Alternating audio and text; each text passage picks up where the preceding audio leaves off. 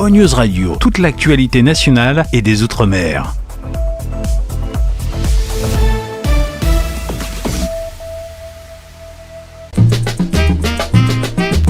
La gastronomie de nos Outre-mer est à Saint-Ouen. Tropic Marché réunit les produits locaux et spécialités des Antilles, Guyane et Réunion. Les boissons, l'épicerie, les fruits et légumes, les poissons, les recettes du traiteur et même la boucherie. Tout est là pour vous régaler avec les goûteuses saveurs de notre pays. Et les prix sont sages avec de nombreuses promos et notre équipe est à votre service et vous conseille. Bonne année 2024. Réunion Actualité. Bonjour à tous. À la une de l'actualité, les accidents de la circulation liés au mauvais temps. Un accident qui a paralysé la route du littoral en direction de Saint-Denis. Une voie vient tout juste d'être dégagée. Et puis il y a aussi ce délit de fuite à la possession survenu hier soir après 22h. Vous l'entendrez avec nos différents témoins. Un immeuble a été évacué cette nuit à Saint-Denis. Explosion d'un compresseur. Les résidents ont été sortis de leur lit cette nuit aux alentours de 21h. Ensuite, on parlera d'une affaire de drone espion qui passe au-dessus de la case d'une dame. Elle veut des conseils. Une belle histoire Freedom aussi d'une dame qui en 5 minutes a retrouvé sa nénène perdue de vue depuis 15 ans grâce à la radio. Et en fin de journal, coup de projecteur sur l'année 2023 avec votre rétrospective. C'était le sujet du baromètre. Vous en entendrez un extrait. Et côté météo, à cause de cette tempête Alvaro qui est passée cette nuit sur Madagascar et qui est en mer actuellement entre Mada et la Réunion, eh bien, on subit le système à distance. Aujourd'hui, attendez-vous à de la pluie, parfois forte sur une bonne partie de la Réunion.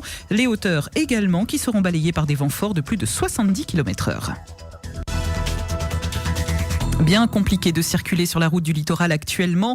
Un accident s'est produit vers 7h30 en direction de Saint-Denis. Il s'agit d'une collision entre deux voitures. Photo à voir sur freedom.fr. Deux voitures qui se sont retrouvées en travers des voies. Dans le premier virage dit 70 entre la Possession vers la Grande Chaloupe. La circulation s'est retrouvée dans un premier temps totalement arrêtée en direction de Saint-Denis. Là, on apprend qu'une voie vient d'être libérée. Les bouchons maintenant remontent jusqu'à la station de la Ravine à Marquet. Écoutez. Oui, c'est pour signaler un accident sur la route du littoral. En Possession Saint-Denis, premier virage à 70 là, la circulation est complètement arrêtée. Deux voitures elles sont tapées, du coup elles sont en travers de la route et du coup il n'y a plus personne qui passe. Voilà, il y en a un, il a dû faire moins que de poisson et puis du coup ils sont rentrés dedans. Il y a des débris qui ont sauté la route pour aller de l'autre côté, dans le sens vers le port. Du coup, c'est super dangereux. Lever le pied pour ceux qui arrivent dans le sens de Possession Saint-Denis. Voilà, comme je vous l'ai dit, un gros bouchon en ce moment dans le secteur avec la dépanneuse qui est censée enlever les véhicules qui s'est retrouvée coincée dans ces bouchons, ce qui explique que la circulation s'est retrouvée coincée un bon moment. Prudence et courage dans ces embouteillages. On va revenir aussi sur cet autre accident survenu, lui, hier soir. Il était 21h30 à l'entrée de la route du littoral côté Possession. Et selon cette dame, c'est la deuxième fois de la journée qu'il se produisait une collision à cet endroit. On a eu un accident dans la journée à ce même endroit, à la Possession, sur la 4 voies en sortant du littoral. Il y a deux voitures impliquées, elles sont sur la bande d'arrêt d'urgence, mais il y a des débris sur la route parce que j'entends les voitures rouler dessus. Il faut quand même ralentir puisque voilà, donc il y a du monde. En plus, ils sont sans gilet. Là, on est en train de demander s'il y a des blessés. On demande si ça va. Ils nous disent que ça va. En fait, c'est des jeunes, je dis honnêtement, qui sont en train de se disputer, je sais pas quoi. Oula. Oui, ils se disputent et le truc c'est qu'ils n'ont pas de gilet, ils sont en train de marcher comme ça sur la route. C'est extrêmement dangereux, sachant qu'ils sont après un virage, donc les voitures qui sont pas encore informées, c'est extrêmement dangereux. Voilà, extrêmement dangereux, nous disait cette dame. À ce stade, l'accident impliquait deux véhicules, une 107 blanche et une 307 grise. Et soudain, surprise, tous les protagonistes se sont enfuis sous les yeux médusés de notre témoin et nous étions en direct sur Freedom. Ils s'enfuient. Oh, mais la voiture accidentée part. Qu'est-ce qui se passe? Et l'autre voiture reste comme ça. Mais ils ont pris la fuite. Oh, c'est incroyable. Et il n'y a plus personne dans la voiture accidentée. C'est incroyable. Voilà, donc c'était des jeunes et ils ont laissé la voiture accidentée comme ça. Il n'y a plus personne à l'intérieur. Rattrape le loto, un petit coup là. Il n'y a plus personne dans le loto. Essaye, rattrape la plaque. La plus personne dans le loto. Attrape la plaque, le numéro de la plaque. Par Banana Barré. Un petit loto blanc. La vieille bonne jeune, la bonne Sorette. Je sais pas ce qui va se faire et puis je vais appeler la gendarmerie et je vais vous laisser. Et une enquête a bien évidemment été ouverte concernant cet accident hier à la Possession. À Saint-Denis, un incendie a éclaté en pleine nuit à la source dans l'allée de la Pierre de Lune. C'est l'immeuble Le Dimitil. Tous les résidents ont dû être évacués surpris pendant leur soirée en cause l'explosion d'un compresseur de réfrigérateur. On dormait, on a entendu une explosion. Il a entendu le premier boom, on a entendu un deuxième boom. Il a entendu le feu, il a crié le feu. Donc il regarde par la fenêtre, moi je sors sur le balcon, c'est impossible de sortir sur le balcon. Donc je pense que c'était le frigo et comme le chauffe-eau, le ballon il tombe dans la même place du frigo, tout a explosé. C'est au-dessus de chez moi justement. Tout le truc du KGB qu'on fait la cuisine là, chez le voisin en bas, oui.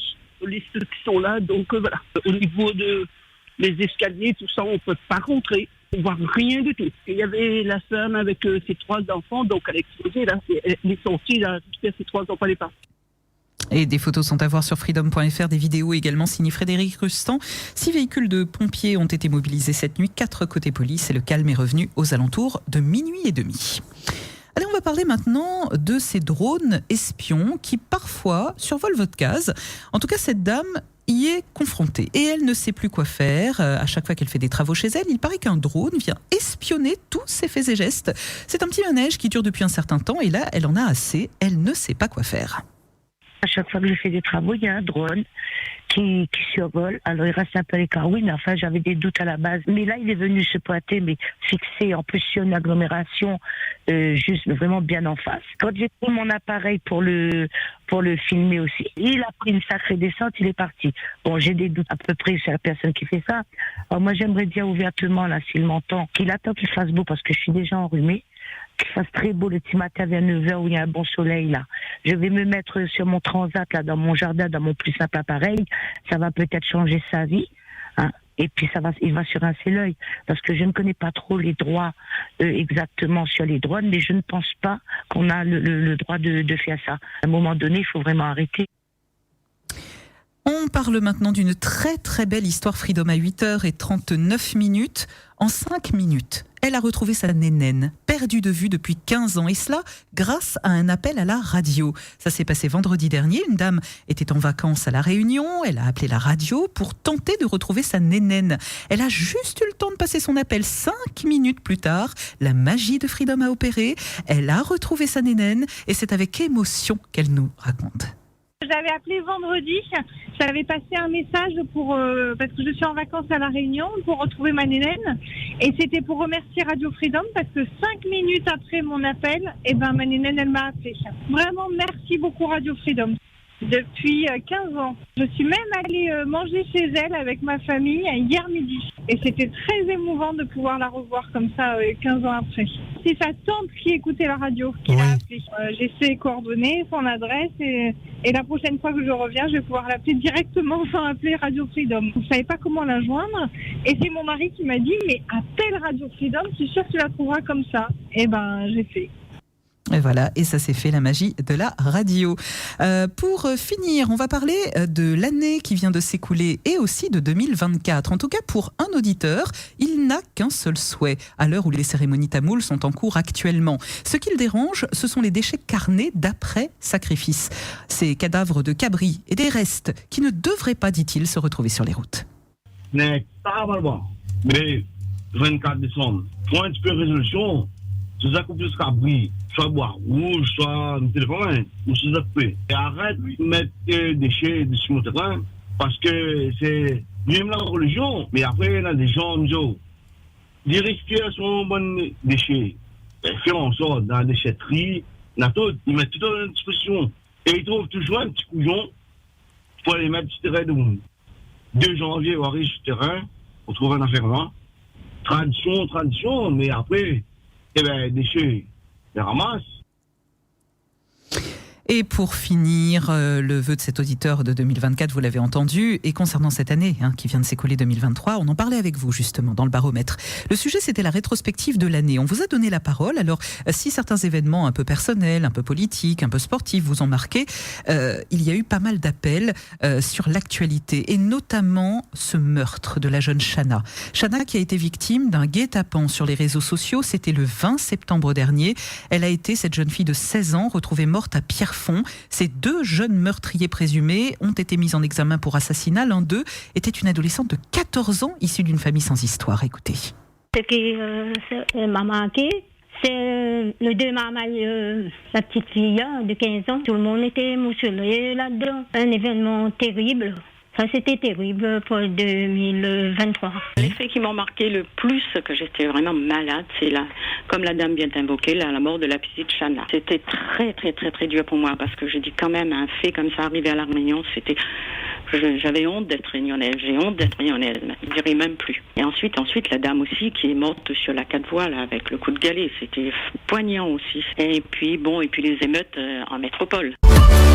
O-News Radio sur outremernews.fr.